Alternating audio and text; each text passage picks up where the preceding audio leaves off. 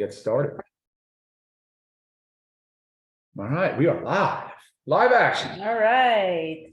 Hey, everyone. Thank you for joining us today. So it is National Nutrition Month. Oh. So we decided what better than to discuss our Daily Essentials Pack.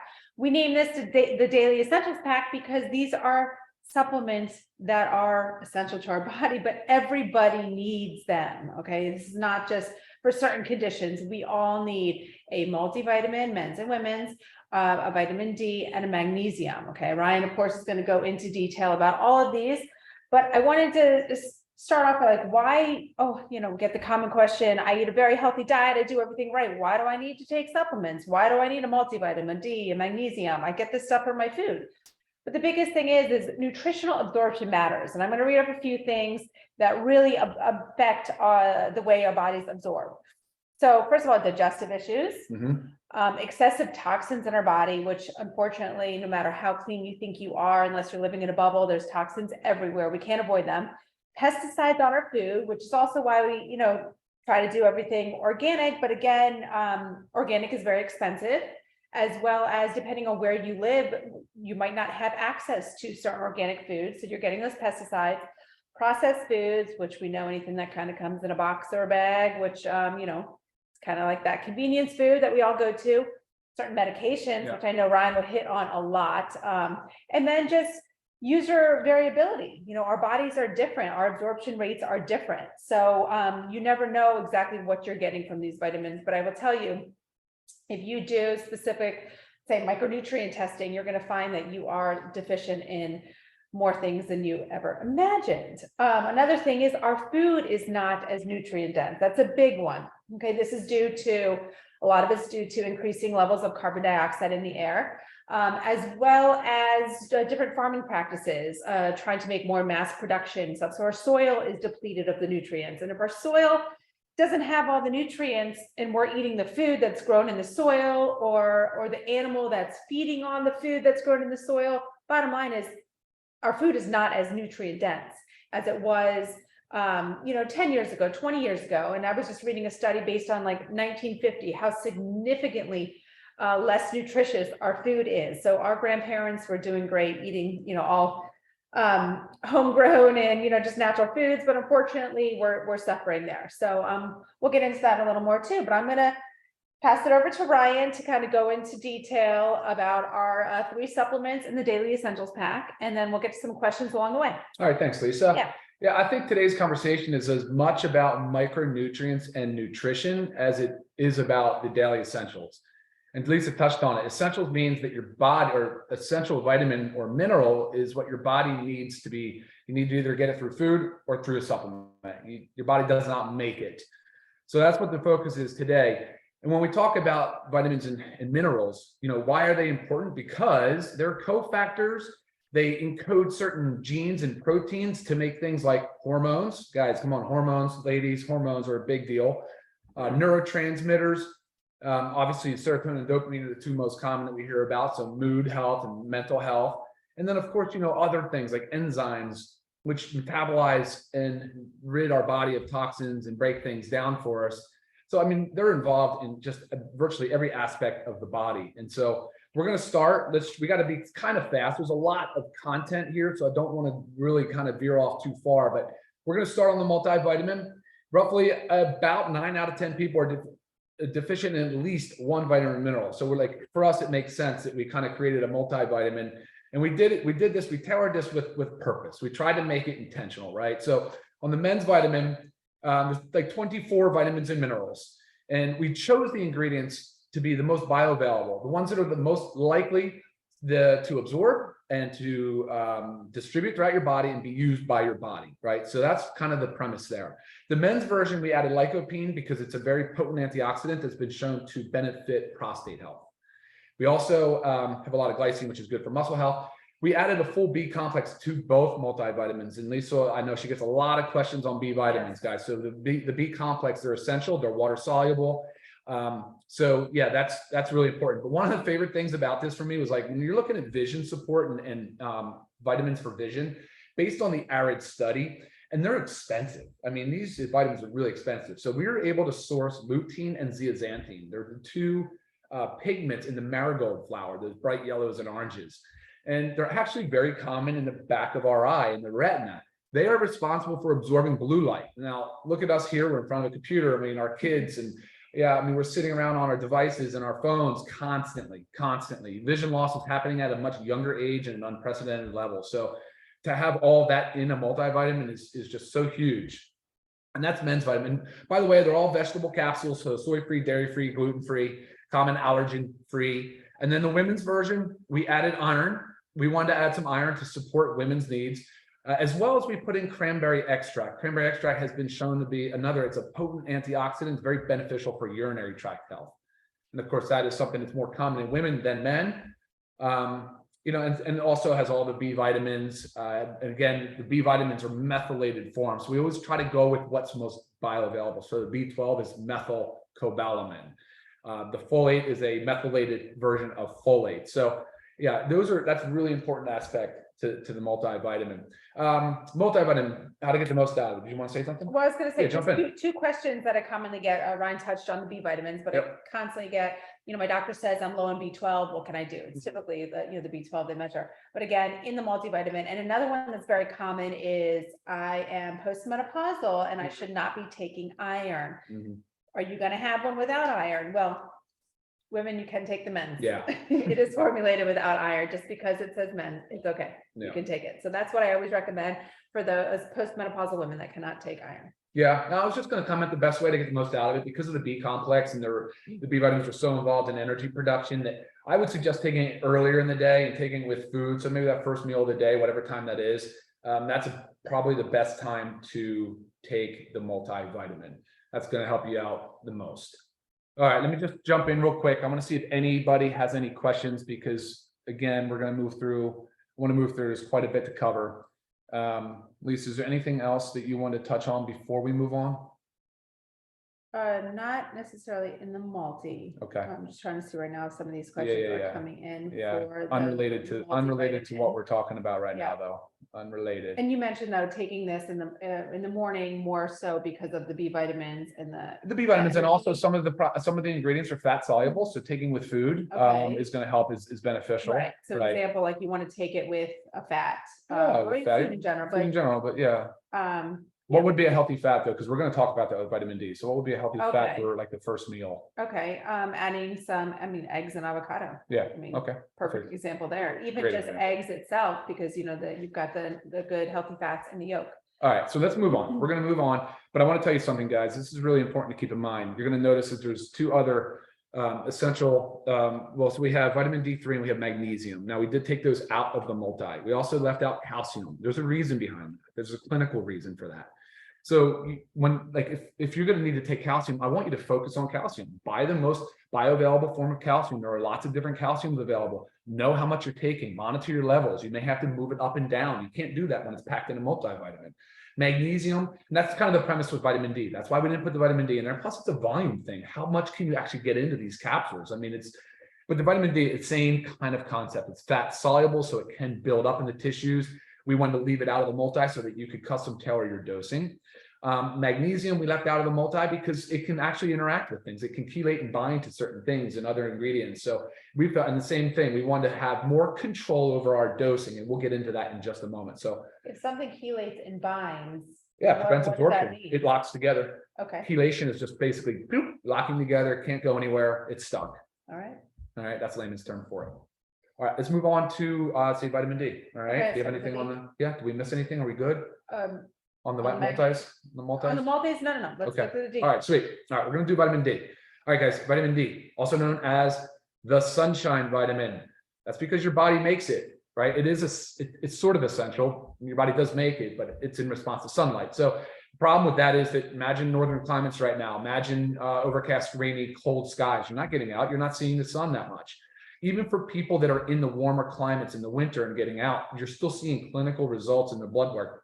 Insufficient. Sure. I mean, we live in Florida, and the majority of people still. And we still obviously supplement, but there's a risk reward.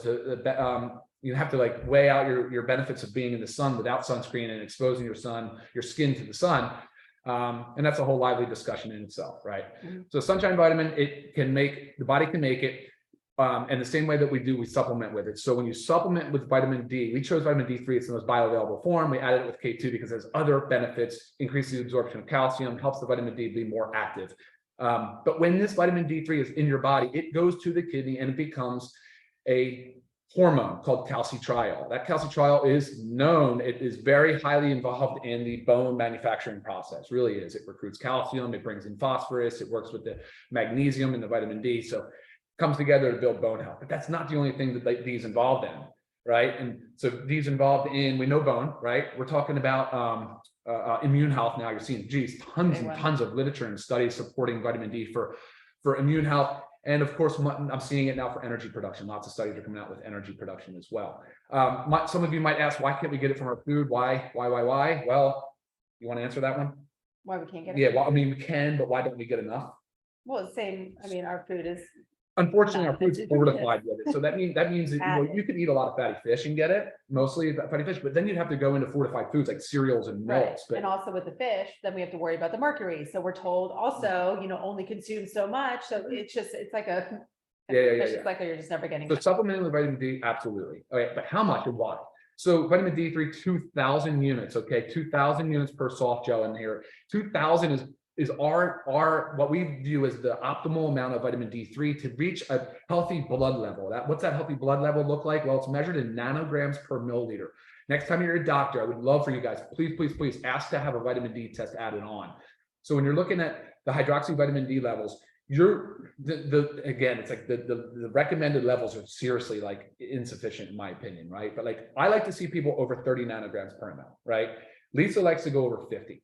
Yeah, taking way over 50, but vitamin D3, okay, 2,000 units a day should get you to 30. All right, it should get you to 30, maybe a little higher up to 50. It's up to you and your physician and your blood work to determine how high you want to go.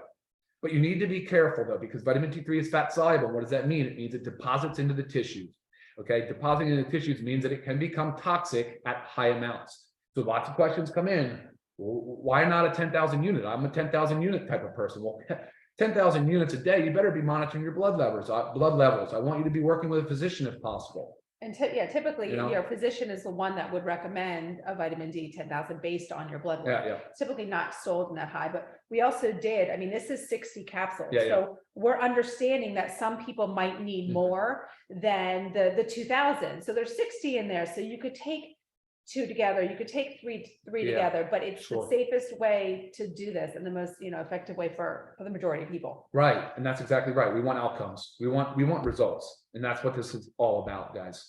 All right, questions on vitamin D. There's just so many questions now. It's hard to screen through and figure out what is relevant. Well, I was going to say my questions are a lot of. Well, go ahead, fire. You got it. Well, no, we answer those. Why 2,000 units? And we will tell you, I had one today. The recommended daily allowance is 600 international units. I mean, we're going above that, obviously. 2,000 because 600 is. Okay, international units of the D3 plus K2. We just talked about that. It's 2,000. Good question, Ken. Okay, yeah, because don't forget 1 microgram. So these are measured in micrograms. 1 microgram is equivalent to 40 units. So this is 50 micrograms. It means it's 50 times 40 is 2,000 units per soft gel or per capsule. Per vegetable capsule. Oh, a real quick question. When to take? I know we talked about taking this flu. Why would you prefer taking this in the morning? Oh, yes, awesome. Thank you for asking that. All right, vitamin D in the morning with food. How about first meal? Because some people like to fast. All right. So first meal, take your vitamin D. Now studies are supporting the sleep awake cycle, right? They have this huge role in producing melatonin or getting the pineal gland in the body ready for sleep, even early in the morning. It's that whole premise of when you first get up in the morning, you walk outside, those hunters and gatherers, man, boom, sunlight. It's just triggering that sleep and awake cycle. So very important, if you can, just take it with your first meal. I don't mind you taking it with the multivitamin. That's not the issue. You can take but take it with food if possible. And if not, that's fine. Take it without food. It'll still absorb, probably maybe not as much, but I'd rather you get it, right? I mean, and part of our recommendations for sleep, if someone emails me about they need help sleeping, what I recommend, it's always take your D in the morning and take your magnesium in the evening, later afternoon. So you have two of our sleep help aids here. Yep. I'm sorry, guys, I'm bouncing back. Yes, we did say females can take the male vitamins if you're trying to avoid iron. Yes, that is okay. We did not say that iron cannot be taken premenopausal. That is not what we said. No, postmenopausal, most doctors will recommend that you do not take iron, but that's based on what your doctor, if your doctor has not told you, because they'll know based on your blood work as well, but you're not losing the iron every month when you're postmenopausal. So that's why. Yeah. Okay. And everything that's contained in the multi is really designed to be well absorbed. Do you see something? Okay. All right. So we're running about quarter after. My goal is to be done about 20 after, 25 at the latest. We're going to move on. How many international units would you need to take in order to start talking about overdosing of vitamin D? We chatted about that. Yeah, What is overdosing? There's really no easy way to say. You could start talking about blood levels over 100 nanograms per ml. I mean, it seems to be dangerously high and toxic. It can go higher, but again, under the supervision of a physician only. Is my recommendation. Too, I'm just speaking of, I saw it this morning. And I think I'm going to do, taking vitamin D could help prevent dementia. It was a new study in medical that I saw. I'll post a link to it on our social media. Yeah. Okay, well, all right, guys, let's do it. The mag. All right, let's go to magnesium. Freaking magnesium is magnificent. It's the macro mineral. Now, I don't macro mineral, don't even sure that's a real thing, but macro meaning like, you have to take a lot of magnesium. You have to take more of this mineral than anything else. In foods, yes, it's in some foods, but even so, we need to get some out of the supplements. So why magnesium? Why is it so important? Why is it so magnificent?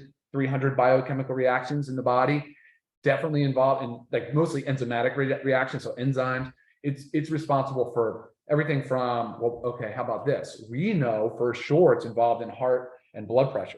Like if you're a pregnant woman and you go in and you have preeclampsia and high blood pressure, that hospital is going to put you on magnesium. Right. They're going to use magnesium to reduce your blood pressure. And it's a known thing, guys. And look at literature, it supports it 100%.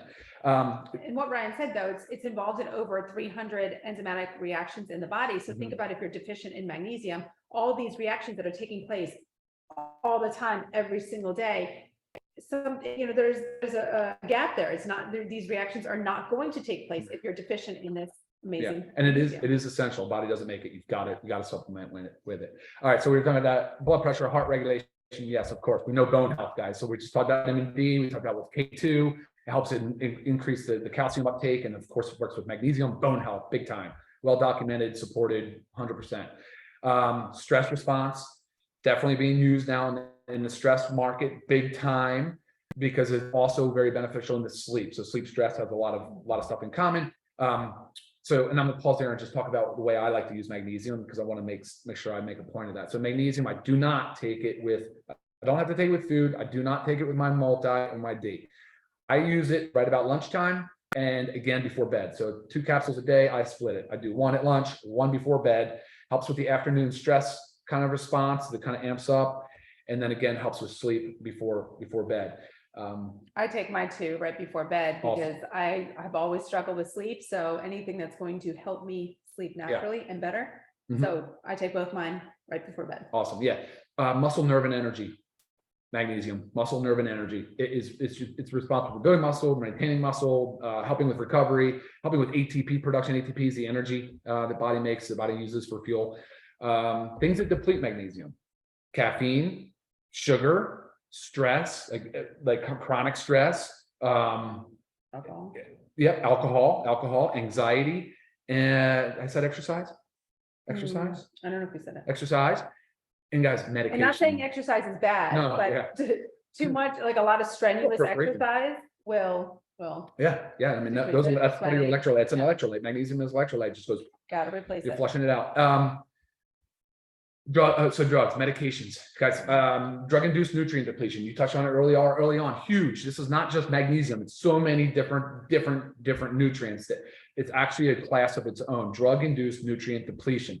If you go and you have high blood pressure and your physician puts you on a water pill, the first thing that's going to happen is your body's going to start losing magnesium. So diuretic, I mean, boom, there goes your magnesium. It's just one example. And so another reason why to make sure you're supplementing with magnesium. Muscle cramps, leg cramps, another area that is very commonly used for magnesium. Forms of magnesium. Yeah. All right, that's a big question. We get that a lot. All right, we chose magnesium glycinate, predominantly glycinate and gluconate, because there's a lot of magnesium supplements out there that use things like magnesium citrate. Yeah, sure, it might absorb a little bit, but it's also going to cause diarrhea along the way. I mean, a lot of it has to do with gut tolerance. Like, how much can you handle before it starts making diarrhea?